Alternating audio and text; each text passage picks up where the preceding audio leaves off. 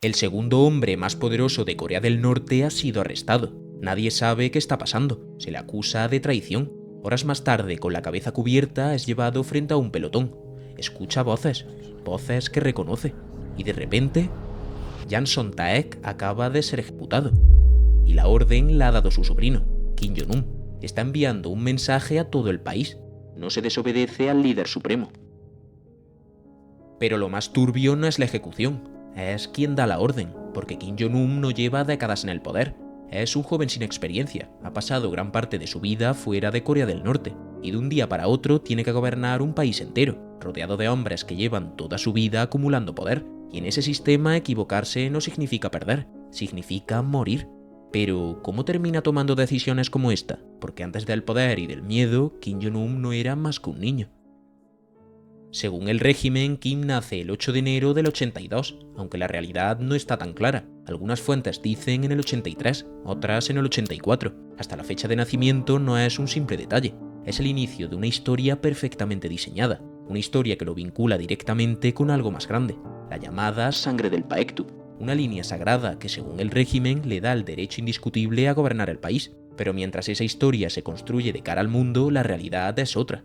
Kim no crece como un niño normal, crece escondido, aislado, dentro de una red secreta de túneles, carreteras y complejos subterráneos, diseñados para que nadie pueda verlo, y en ese entorno no es tratado como un niño, es tratado como un líder. Desde muy pequeño recibe un título, pequeño general, viste como un militar, y los hombres que lo rodean no son sus amigos, son soldados, hombres adultos con décadas de experiencia, obligados a inclinarse ante él. Incluso tiene una pistola real, y no como un juguete, sino como símbolo, porque en su mundo el poder no se aprende, se asume desde el principio, y eso tiene un precio, porque mientras otros niños juegan, él está completamente solo. Tiene hermanos, Kim Jong-chul, su hermano mayor, Kim Jo-yeon, su hermana menor, y Kim Jong-nam, su hermanastro. Pero en una familia así, los hermanos no son compañía, son rivales, porque no todos están destinados a mandar, y esa diferencia empieza a marcarse muy pronto. Su hermano mayor es descartado por su padre, por ser demasiado femenino, y Jong-nam parece el favorito, por ser el primogénito. Aún así, nada estaba claro. Los únicos compañeros de Kim son sus propios guardaespaldas, hombres de 30 o 40 años que cumplen órdenes incluso cuando se trata de jugar. No hay amigos, solo jerarquía, control y una infancia que nunca llega a ser realmente una. Y ese es el único mundo que conoce, hasta que en los años 90 Kim desaparece. No de forma literal, pero sí para el mundo. Es enviado a Suiza bajo identidades falsas. Durante años vive como alguien que no es. Es presentado como el hijo de un empleado de la embajada norcoreana, en el colegio como Chol-pak, en el instituto como Pak-un. Y no está solo, sus hermanos también están allí, creciendo bajo las mismas reglas. Allí Kim no es el heredero de una dinastía, es solo otro estudiante más. Por primera vez en su vida vive en un mundo completamente distinto, sin túneles, sin soldados. Un mundo donde nadie se inclina ante él, pero incluso ahí su forma de ser no pasa desapercibida. Sus compañeros lo describen como alguien tímido, pero muy competitivo, incluso un poco agresivo. No le gusta perder nunca, y cuando algo le interesa se obsesiona, especialmente con el baloncesto. Los Chicago Bulls de Michael Jordan. Se pasa horas jugando, viendo partidos, dibujando a su ídolo. Viste como él, con chándal y zapatillas Jordan. Intenta parecerse a algo que no puede ser. Y mientras su país construye la imagen de un futuro líder, él vive una vida completamente distinta, casi normal. Pero esa vida no duraría mucho, porque mientras él está en Suiza, su madre Ko Jong-ui enferma gravemente de cáncer. Las personas que lo cuidan allí, sus tíos, dependen directamente de ella, de su influencia dentro del régimen, y cuando su enfermedad avanza, entienden que cuando muera, ellos dejarán de ser necesarios, perderán su estatus y posiblemente su seguridad, así que tomaron una decisión: desaparecer. En 1998 desertan a Estados Unidos, sin despedirse, dejándola atrás, solo, en un país que no era el suyo, con una identidad falsa y sin nadie en quien confiar. Y ahí Kim aprende algo, que en su mundo la gente desaparece, incluso los que se supone que deben protegerte. Ese niño nunca volverá, pero tampoco desaparecerá del todo. Kim vuelve a Pyongyang, tiene 16 años y ya nada es como antes, pero su formación continúa. Entra a la Universidad Kim Il-sung, donde se gradúa en física años después, y más tarde se forma como oficial del ejército. Pero esto no va de estudiar, va de ser el elegido, y no es el favorito, está su hermanastro, el que todos daban por hecho hasta que comete un error muy grave. Aeropuerto de Narita, Japón. Un hombre camina por la terminal, lleva un pasaporte falso de República Dominicana, viaja con 2 mujeres y un niño de 4 años. Utiliza un nombre falso, Pan Chion, que significa oso gordo en chino. La policía japonesa lo detiene, lo interrogan y la verdad sale a la luz. Es el hijo mayor del dictador Kim Jong-il y va a visitar Disneyland Tokio. El escándalo es mundial, su padre humillado ante el planeta lo deshereda. Ese día Jong-nam pierde el trono por ver a Mickey Mouse. Desaparece de la carrera, se va al exilio, y en ese vacío aparece Kim, sin hacer ruido, aprendiendo. Pero realmente esto no empieza con el error de Jong-nam, sino con el carácter. Su padre ve a Kim y se reconoce. Mismo temperamento, misma agresividad, misma incapacidad para perder. Según quienes lo conocen, es una copia, una extensión de él mismo. Y eso lo cambia todo, porque en ese momento deja de ser un hijo y empieza a ser una apuesta. Pero esa relación tiene un precio. No hay vida fuera del sistema, solo una dirección. Convertirse en lo que su padre espera, y cuando el tiempo empieza a agotarse, todo se acelera. Kim Jong-il sufre un derrame cerebral, y por primera vez el sistema deja de tener tiempo. Ya no se trata de formar un heredero, se trata de asegurar la sucesión. En 2009 se hace oficial. Kim es el elegido, y a partir de ese momento empieza la construcción de un líder. Su padre lo lleva consigo, a fábricas, a desfiles, a inspecciones militares, no para enseñarle, para que lo vean y también para medirlo, porque no basta con ser el hijo de nadie, hay que demostrarlo. La propaganda se activa y sale un nuevo nombre, el brillante camarada, con una imagen diseñada al detalle. Su pelo, sus gestos, su forma de hablar, todo recuerda a su abuelo, Kim Il-sung, el fundador, el mito, porque el objetivo no es presentarlo, es hacerlo familiar, que el pueblo no lo cuestione, que lo reconozca, como si ya lo hubiera visto antes, como si siempre hubiera estado ahí. Pero por desgracia para Kim, su padre muere, y con él desaparece la única figura que sostenía todo el sistema. En ese momento todas las miradas van hacia él, Kim Jong-un, menos de 30 años, sin experiencia. Durante unos días nadie sabe qué va a pasar. Algunos piensan que no podrá controlar el sistema, otros creen que su tío gobernará por él. Pero el régimen no puede permitirse dudas, así que actúa muy rápido. Le dan un nuevo título, el gran sucesor. No hay debate, solo una idea. Él es el siguiente, y todo el país debe aceptarlo, sin cuestionarlo. Días después asume el control del ejército, el cargo más importante, y en ese momento Kim consigue lo que siempre ha querido. Pero ahora la teoría termina. Cada decisión es suya, y cada error también. Y entonces empieza la verdadera prueba, porque heredar el poder no significa sobrevivir a él. Está rodeado de hombres que llevan décadas en el sistema, hombres más mayores, más experimentados y sobre todo más peligrosos, porque todos han servido a su padre, no a él. Así que toma una decisión, eliminarla, al principio sin dejar rastro. Personas que ya no están, nombres que se borran. La vieja guardia empieza a caer, uno a uno. Más de 140 oficiales desaparecen, sin juicio, sin explicación. Pero eso no es suficiente, porque hay alguien que sigue ahí, su tío, el único hombre que puede hacerle sombra, el que muchos ven como el verdadero líder, y eso no lo puede permitir. Jan Sontaek entra en una reunión, y de repente soldados irrumpen en la sala, lo agarran y se lo llevan delante de todos. En ese momento todo el mundo entiende lo mismo, si él puede caer, cualquiera puede. El régimen lo califica oficialmente como despreciable escoria humana peor que un perro, y se le acusa de traición, malversación de fondos y adulterio. Su final ya está escrito. Días después es ejecutado. Se cree que por un pelotón de fusilamiento, pero hay fuentes que sugieren algo mucho peor, una ametralladora antiaérea. Una bala suya es del tamaño de una botella pequeña, y el cuerpo básicamente se desintegra. Aunque esto no se puede verificar, el resultado es el mismo. Jan Sontaek deja de existir. Y no solo él, su familia también. Parientes, hijos, nietos, personas que un día formaban parte del sistema y al siguiente ya no están. Kim lo sabe mejor que nadie. La gente desaparece. Y ahí deja algo claro. No hay límites, ni siquiera dentro de su propia sangre, porque el poder no se comparte, se impone y se mantiene, haciendo desaparecer a quien lo cuestione. Desde que Kim llega al poder, acaba con 340 personas, más del triple que su padre en solo 5 años. Pero la purga no termina ahí, porque todavía queda un problema. Jong-nam, el que una vez fue el heredero, podría ser una amenaza, aunque esté lejos. Aeropuerto de Kuala Lumpur. Gente, cámaras, movimiento constante, y en medio de todo, Jong-nam camina solo, espera a su vuelo. Pero de pronto, dos mujeres se acercan por la espalda. Siente unas manos húmedas en su rostro. Las mujeres se van, sin mirar atrás. Creían que era una broma para YouTube, o al menos eso le dijeron los japoneses con acento extraño que las contrataron. Al principio Yeonnam no siente nada. Minutos después su vista se nubla, el pecho le aprieta, le cuesta respirar, se acerca a los guardias pidiendo ayuda. Lo acompañan para llevarlo a la enfermería, y allí es la última vez que se le ve con vida.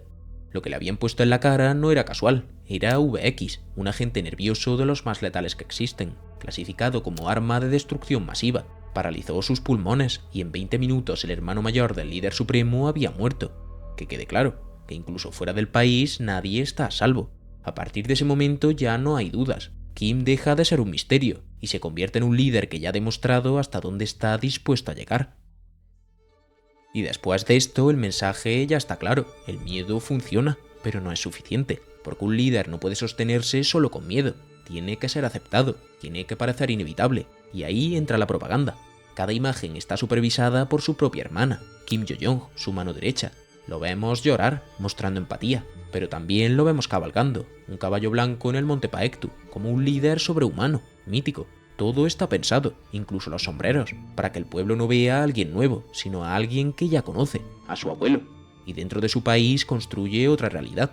Estaciones de esquí, parques de atracciones, centros comerciales, pero solo para la élite, porque el mensaje no es para todos, es hacer que todo un país vea lo que él quiere y crea lo que él necesita.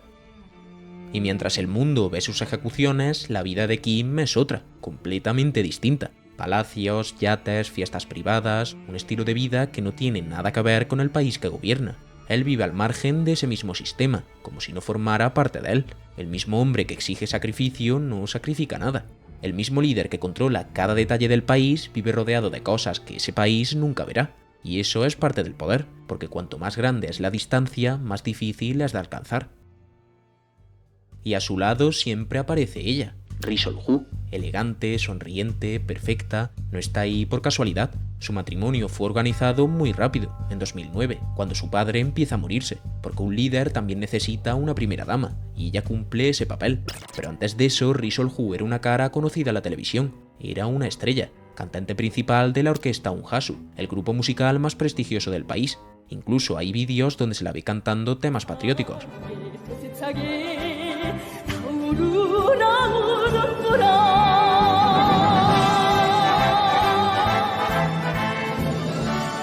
Pero cuando se convirtió en la esposa del líder, el régimen intentó confiscar todos los CDs y grabaciones de su pasado. Querían que el pueblo olvidara que su reina alguna vez fue una simple artista. El mundo no supo de su existencia hasta 2011, durante el funeral de Kim Jong-il.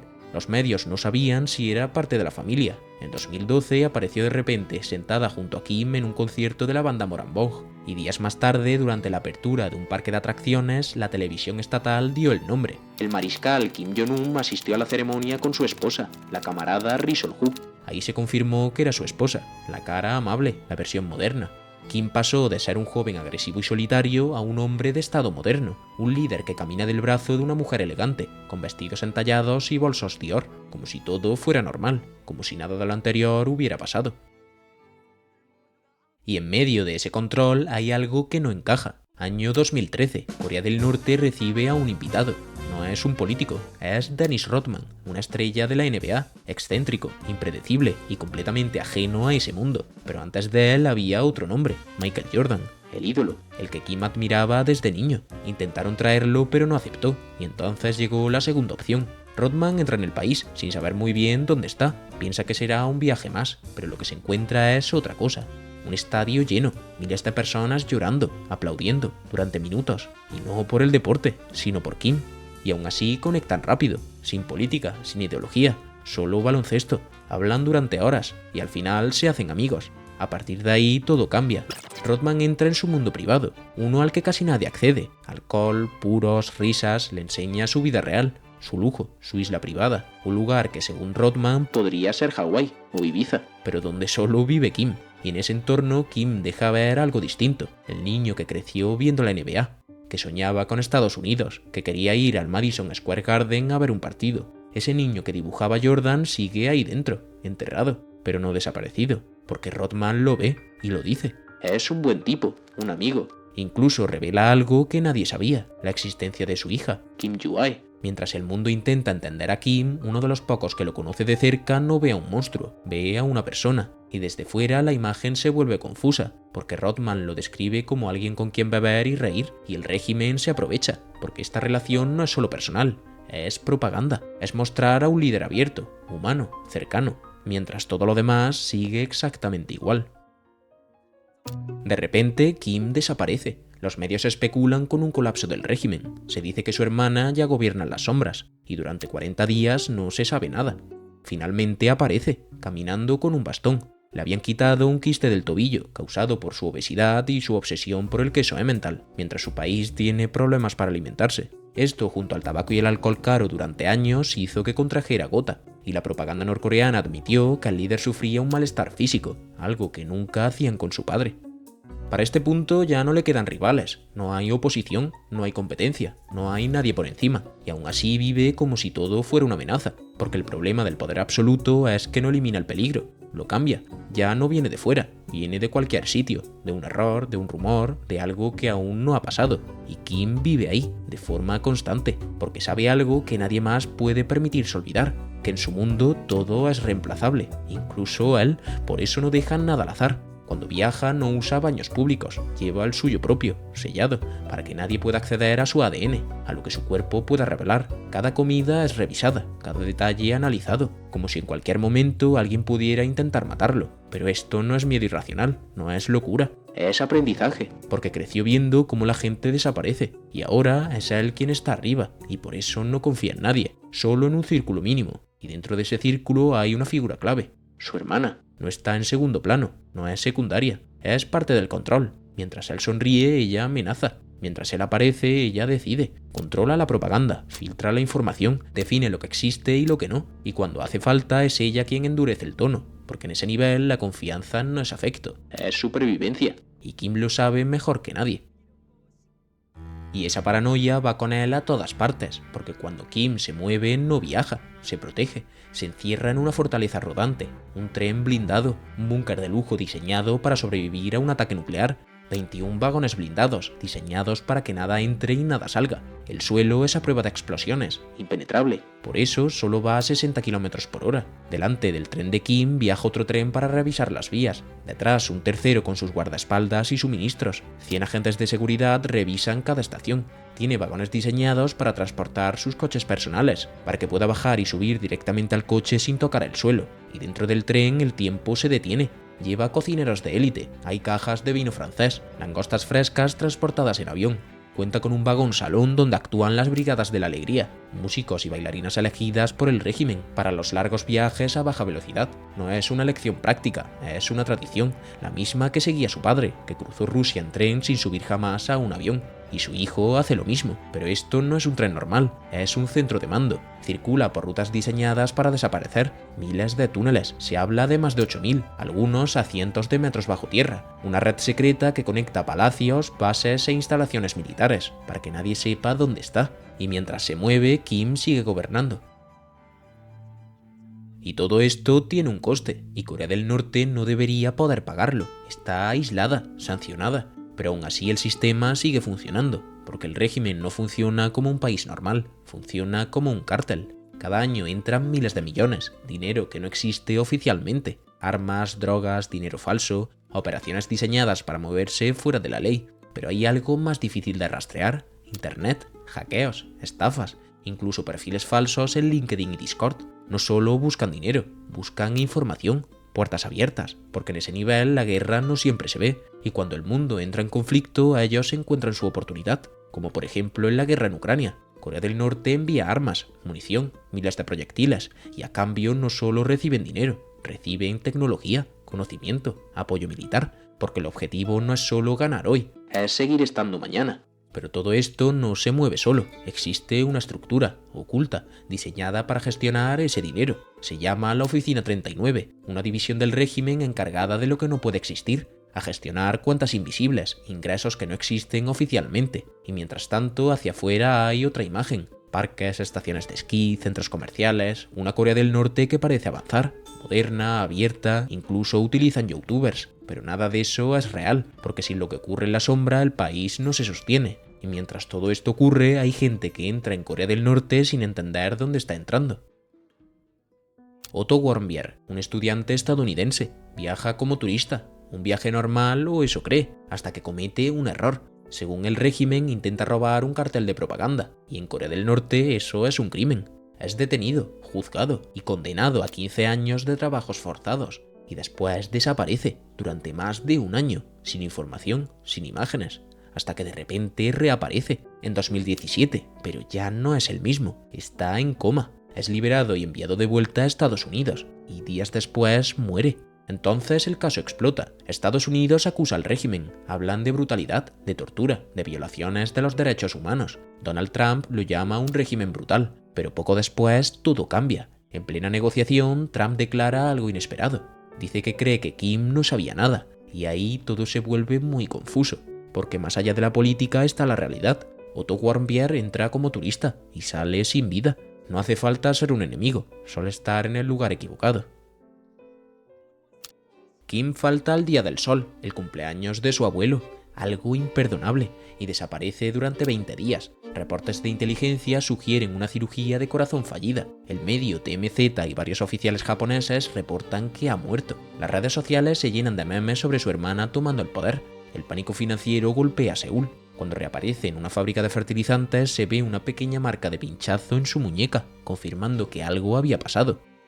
Y tan solo un año más tarde vuelve a ocurrir. Han pasado 29 días y Kim no aparece. ¿El motivo? Un régimen de adelgazamiento extremo. Kim vuelve con 20 kilos menos. Su reloj de lujo se ve más flojo en su muñeca. Fue un rebranding de salud para proyectar vitalidad en medio de una crisis alimentaria. La televisión estatal mostró a un ciudadano de Pyongyang diciendo: «Ver al respetado mariscal tan delgado rompe el corazón de nuestro pueblo». Fue una jugada psicológica. Kim ya no era el dictador glotón, sino el líder que padecía hambre junto a su gente. Kim prepara el desfile militar más grande de la historia. Se esconde para supervisar el despliegue de los nuevos misiles balísticos intercontinentales. Los satélites de Estados Unidos entran en alerta máxima. Su ausencia suele preceder a una provocación nuclear. Cuando vuelve lo hace con su hija, Kim Yu-ae, ante el ejército, marcando el inicio de la siguiente fase de la dinastía. Durante años nadie sabía nada, ni siquiera que existía, hasta que Dennis Rodman la menciona. Nacida en torno a 2012, oculta, como él lo estuvo, hasta que deja de estarlo. Kim aparece supervisando un lanzamiento, el Hwasong-17, uno de los misiles más potentes del mundo. Pero ese día el misil no es lo importante. De su mano camina una niña. Es la primera vez que el mundo la ve, y a partir de ahí todo cambia, porque esta no es una aparición puntual, no es casual, es constante, calculada. La vemos un año después en las pruebas de misiles, en instalaciones militares, dentro de un tanque, aprendiendo, como si ya formara parte de ese mundo. Y el mensaje es claro, esta no es solo su hija, es la siguiente. Los servicios de inteligencia lo dicen sin rodeos, es la heredera, la sangre del Paektu. Pero hay algo que llama la atención. Kim creció oculto, lejos del mundo, durante años, y ella no. Ella aparece desde el principio, como si el régimen no quisiera esconderla, sino acostumbrar al mundo a verla, porque esta vez no quieren que el relevo sea una sorpresa, quieren que parezca natural, inevitable, y ahí está la clave. Y después de todo queda una pregunta: ¿quién es realmente Kim Jong-un? ¿Un dictador? ¿Un hombre peligroso? Pues sí, pero eso no es lo importante. Es el resultado de un sistema que no te permite fallar, que no te permite ser humano, donde un niño crece sin amigos rodeado de soldados, aprendiendo que el poder se impone, y cuando ese niño llega arriba hace lo único que sabe hacer: controlar, eliminar, sobrevivir. En su mundo no hay segundas oportunidades, lo controla todo y no porque quiera, que también, sino porque no puede hacer otra cosa. Y ahí está el verdadero problema, que no estamos viendo a un hombre con poder, estamos viendo a un sistema que se protege a sí mismo, que convierte a un niño en alguien capaz de todo, y que después se asegura de que alguien igual o peor aún ocupe su lugar.